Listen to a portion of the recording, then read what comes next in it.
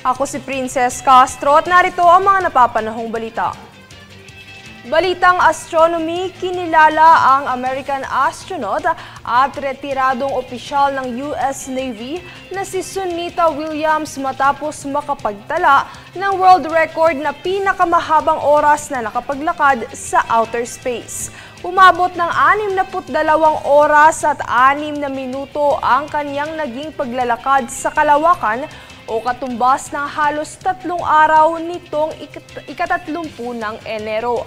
Sa aktibidad na ito, layo ng mga astronaut na mangolekta ng mga sample sa kalawakan upang suriin kung may mga microorganisms sa panlabas na shell ng International Space Station. Itinuturing na malaking hamon ang misyon na ito ng mga astronaut ng National Aeronautics and Space Administration o NASA, kung saan matapos ito ay tinitiyak namang ligtas na makakabalik sa mundo ang mga astronaut.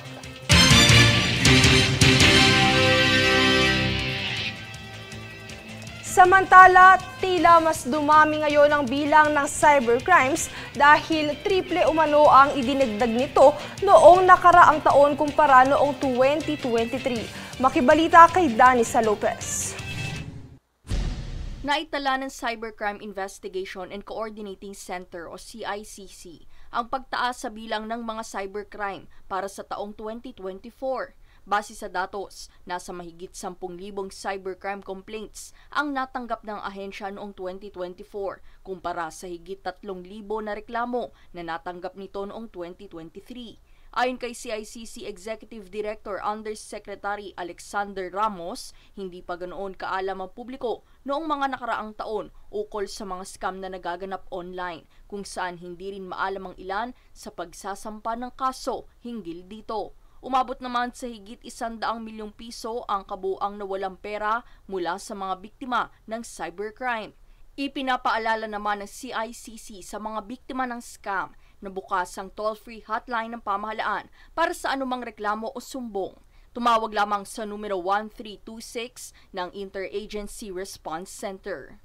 Danisa Lopez, nag-uulat para sa Golden Nation Network.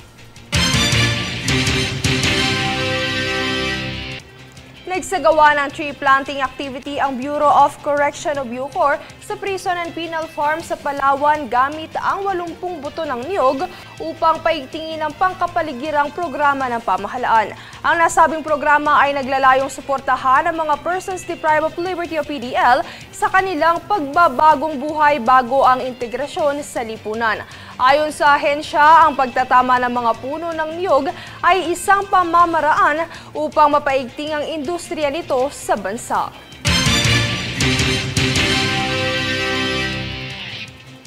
Kami ang boses ng pagbabago. Ako si Princess Castro at ito ang News Force.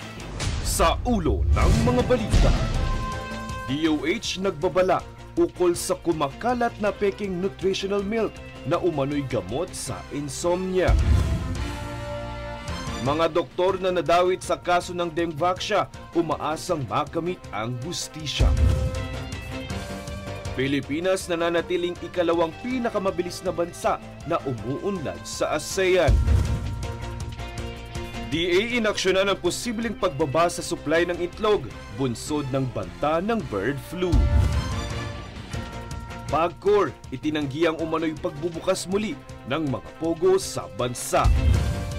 At Luka Doncic at Anthony Davis trade, ikinagulat ng NBA fans. Patas at pantay na balita, komprehensibong ulat para sa pulso ng masa. Ito ang News Force.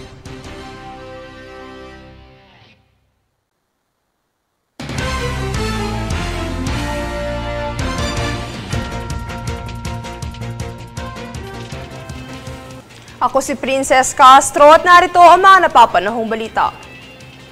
Ikinatuwa ng Department of Tourism o DOT ang naganap na inaugurasyon ng unang parallel runway sa Mactan, Cebu International Airport.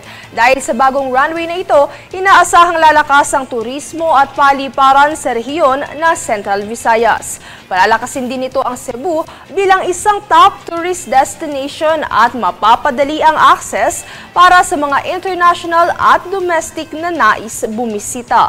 Layo ng naturang runway ang mas pinabuting kaligtasan sa aviation, pag-accommodate ng mas malaking sasakyang pang-impapawid at pahusayin ang operasyon sa Mactan Airport.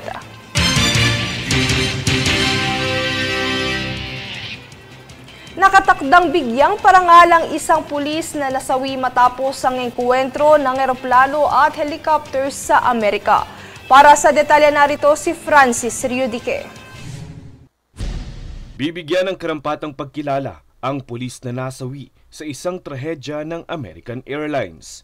Ito ang kinumpirma ni PNP spokesperson Police Brigadier General Jane Fajardo. Kinilala ang naturang pulis na si Police Colonel Pergendito Malabet. Kabilang siya sa 67 namatay matapos bumangga ang isang eroplano sa isang military aircraft sa Washington, D.C. Siya ay hepe ng PNP Supply Management and Division na nakatakda lamang sanang magsagawa ng inspeksyon sa kukuning bulletproof vest ng PNP. Ayon kay Fajardo, may 2 pulis pa itong kasama ngunit hindi nasama sa flight ng naturang aksidente. Personal na pumunta ang asawa ng nasawing pulis para tukuyin ang labi nito.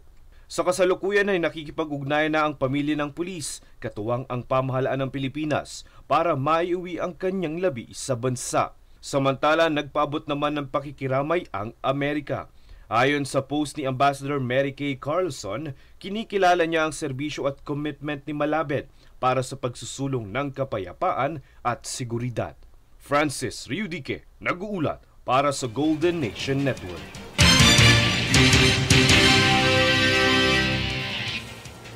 Isang malungkot na balita. Pumanaw na ang isa sa pinakamalaking saltwater crocodile sa Pilipinas na si Pangil dahil sa sakit na cancer nitong Enero. Ito ang inanunsyo ng Davao Crocodile Park and Zoo sa Davao City. Sinubukan pang sagipin ang buhay ng buwaya sa ilalim ng medical treatment, ngunit bigo na itong madugtungan pa ang buhay. Si Pangil ang sumunod kay Lolong na nasawing pinakamalaking buwaya na may sukat na 18 talampakan. Na-rescue si Pangil sa Bunawan, Agusan del Sur, kung saan eksaktong nadiskubre rin si Lolong. Binawian ng buhay si Pangil sa edad na 85.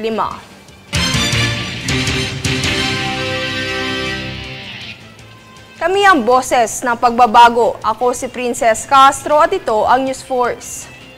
Sa ulo ng mga balita, DOH nagbabala ukol sa kumakalat na peking nutritional milk na umano'y gamot sa insomnia. Mga doktor na nadawit sa kaso ng Dengvaxia umaasang makamit ang hustisya. Pilipinas nananatiling ikalawang pinakamabilis na bansa na umuunlad sa ASEAN. DA inaksyonan ang posibleng pagbaba sa supply ng itlog, bunsod ng banta ng bird flu. PAGCOR, itinanggi ang umano'y pagbubukas muli ng mga pogo sa bansa. At Luka Doncic at Anthony Davis trade, ikinagulat ng NBA fans. Patas at pantay na balita, komprehensibong ulat para sa pulso ng masa. Ito ang News Force.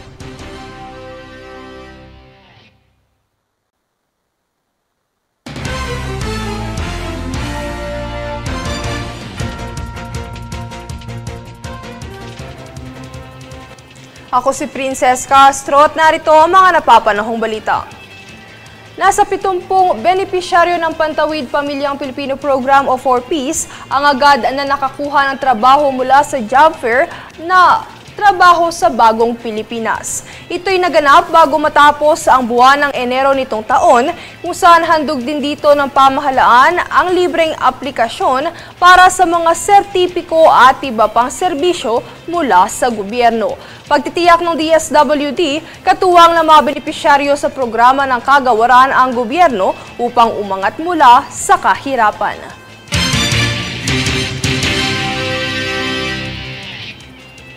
Ikinagulat ng basketball community, partikular ng NBA fans, ang naging trade sa pagitan ng mga star player ng LA Lakers at Dallas Mavericks nitong Sabado.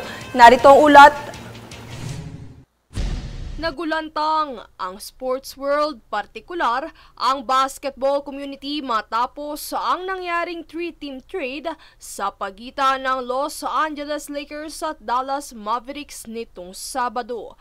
Ang anunsyo ay formal na ibinalita sa ex-post ng Lakers at Dallas, kung saan kapwa nila binati ang bagong saltang miyembro sa kanilang panig, ang Dallas point guard na si Luka Doncic, kapalit ang Lakers power forward na si Anthony Davis. Bunsod nito ay ilang NBA fans din ang hindi makapaniwala kung saan itinuring pa nila itong hoax at pinagdudahan ang ilang news reports. Ang iba ay question kung ito ba ay tunay at hindi fake news, habang ang ilan ay ikinabahala ang naging swap event. Samantala, inaasahan namang magiging key player ng Lakers si Doncic, kung saan makakasama niya rito si LeBron James. Siya rin ay 5-time All-Star at 5-time NBA First Team All-Selection, kung saan kanya ring pinangunahan ang Mavs sa NBA Finals 2024. Habang si Davis naman ay 10-time All-Star na tumulong panalunin ang Lakers noong 2020 NBA Championships. Samantala, bukod kay Davis, ipinadala rin sa Lakers ang Dallas forward center na si Maxi Kleber at isa pa nitong forward center na si Markieff Morris. Bilang kapalit ay pinadala naman ng Lakers si Davis at guard na si Max Christie. Habang ang Lakers guard naman na si Jalen Hood-Schifino ay pinadala sa Utah Jazz.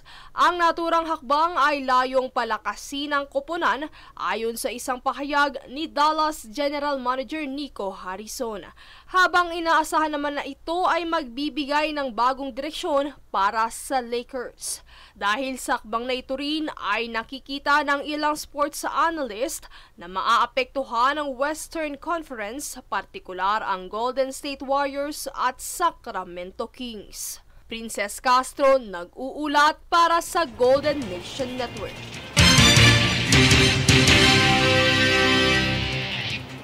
Sa iba pang ulat, nilinaw ng Philippine Amusement and Gaming Corporation o PAGCOR na walang katotohanan ang kumakalat na impormasyong magbubukas muli ng mga pogo sa bansa. Ayon kay PAGCOR Chairman at CEO Alejandro Tenco, may natanggap umano silang mga ulat na may naglipa ng text messages na nag-aalok mag-invest sa pogo.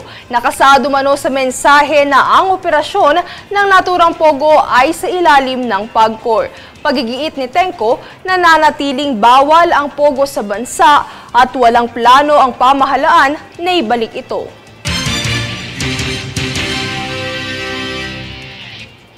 Kami ang boses ng pagbabago. Ako si Princess Castro at ito ang News Force. Sa ulo ng mga balita, DOH nagbabala ukol sa kumakalat na peking nutritional milk na umano'y gamot sa insomnia. Mga doktor na nadawit sa kaso ng Dengvaxia umaasang makamit ang hustisya. Pilipinas nananatiling ikalawang pinakamabilis na bansa na umuunlad sa ASEAN. DA inaksyonan ang posibleng pagbaba sa supply ng itlog, bunsod ng banta ng bird flu. PAGCOR, itinanggi ang umano'y pagbubukas muli ng mga pogo sa bansa. At Luka Doncic at Anthony Davis trade, ikinagulat ng NBA fans. Patas at pantay na balita, komprehensibong ulat para sa pulso ng masa. Ito ang News Force.